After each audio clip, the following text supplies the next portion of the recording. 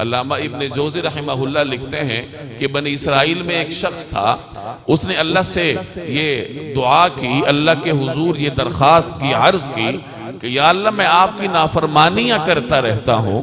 لیکن آپ نے کبھی مجھے سزا نہیں دی۔ وہ شکر کر رہا تھا کہ آپ کا احسان ہے مجھ پر کہ میں آپ کی نافرمانیاں کرتا ہوں، باوجود میری نافرمانیوں کے آپ میری نافرمانیوں سے صرف نظر فرماتے ہیں۔ تو اس سے کہا گیا یا اس کے دل میں ڈالا گیا کہ یہ تو تمہاری خام خیالی ہے کہ ہم تمہیں سزا نہیں دیتے، کیا ہم نے تم سے مناجات کی حلاوت چھین نہیں لی؟ یعنی یہ جو تمہیں ہماری عبادت میں مزہ نہیں آتا، لطف محسوس نہیں ہوتا،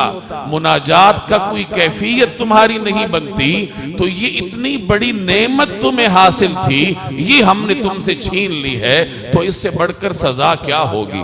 تو اہل معرفت کو اللہ تبارک و تعالی نے جو ایمان کی مٹھاس دی ہوتی ہے، جو عبادت کی لذت دی ہوتی ہے، وہی ان کے لیے اللہ کی طرف سے دنیا کی سب سے بڑی نعمت ہوتی ہے، اور اسی نعمت کے ذریعے وہ اپنی ساری زندگی فقر، فاقے اور تکالیف میں گزارنے کے لیے تیار رہتے ہیں۔ ہمیں نمازوں کا علم نہیں ہوتا،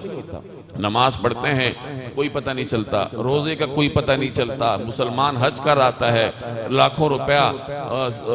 روپیہ صرف کر کے مشقتیں اٹھا کے، لیکن اس کے دل کی کیفیت تبدیل نہیں ہوتی، تو وجہ یہ ہے کہ ہمیں ایمان کی حلاوت حاصل نہیں ہے۔ تو میں نے عرض کیا کہ عبادت ایک لذت ہے جو اللہ تبارک و تعالی اسی شخص کو عطا فرماتے ہیں، یہ نعمت اسی کو ملتی ہے جو اس کی قدردانی کرتا ہے۔